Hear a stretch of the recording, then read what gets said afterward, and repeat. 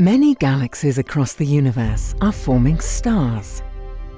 But none are more prolific than starburst galaxies, which create stars at a furious rate.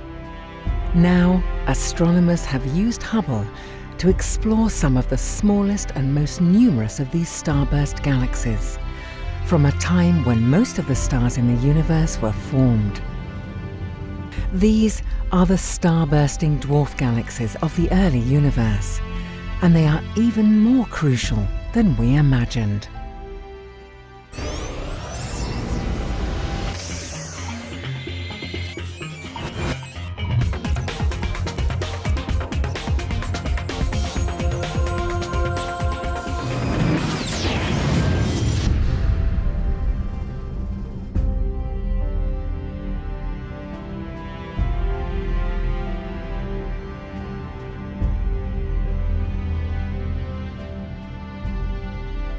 The universe is full of stars.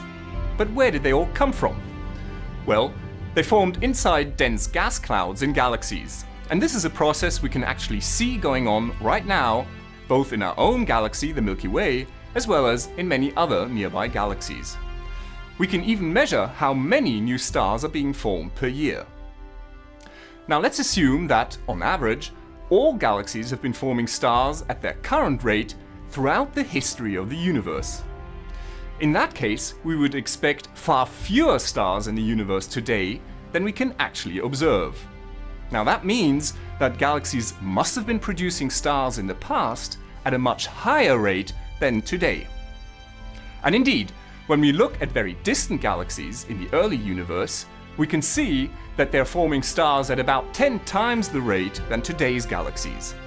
With the help of Hubble, we've even been able to trace out the entire history of star formation of the universe. And it turned out that most of the stars were formed between 2 and 6 billion years after the Big Bang.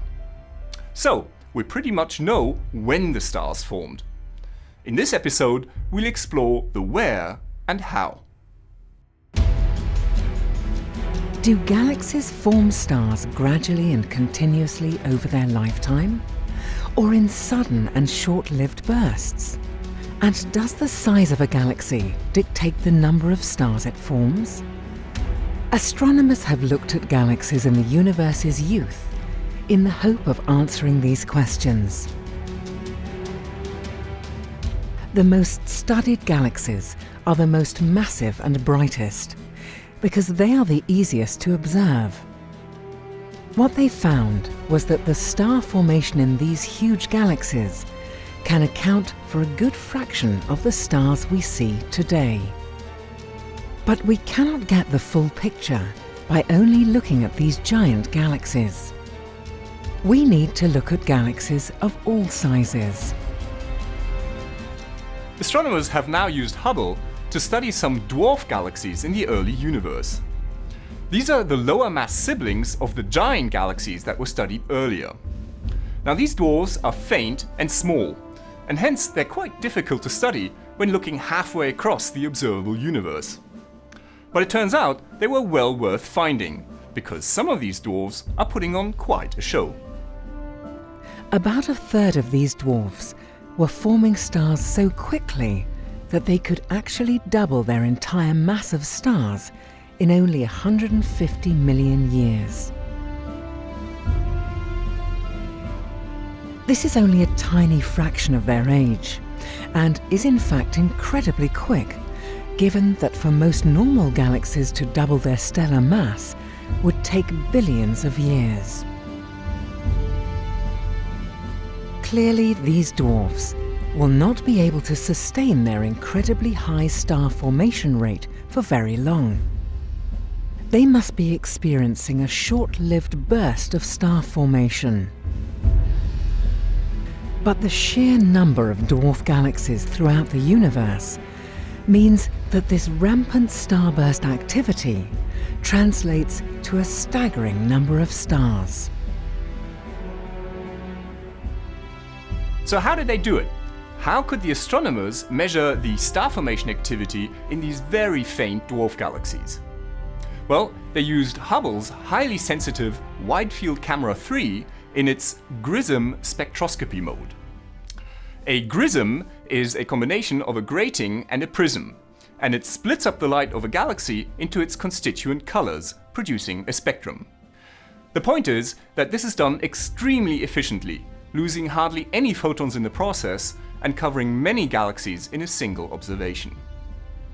Now, once you have a spectrum, you can look for the light emitted by the hydrogen gas in the galaxy. If there are stars being formed in the galaxy, then the intense radiation from the newborn stars heats up the hydrogen gas and makes it glow.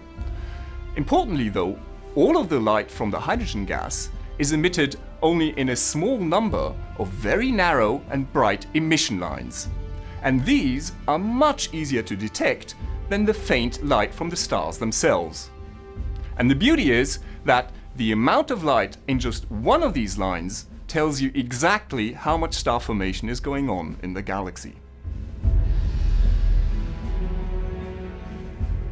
Finding and studying different sizes of starburst galaxies gives us new insight into the universe's history and helps to unravel the secrets of galaxy evolution.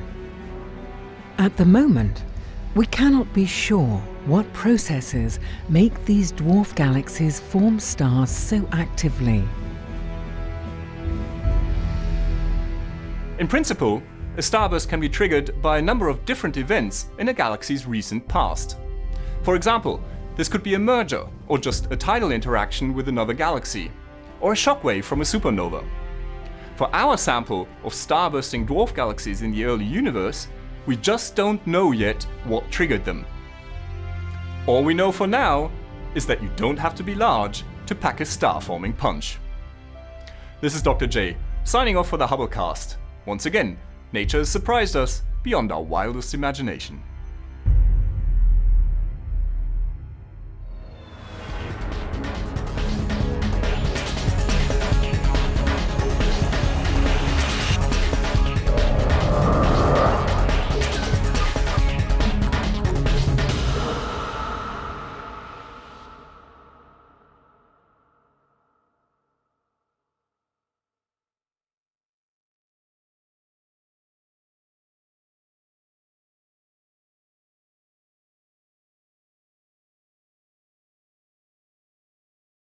Now that you've caught up with Hubble, make sure to get the latest from the ground too.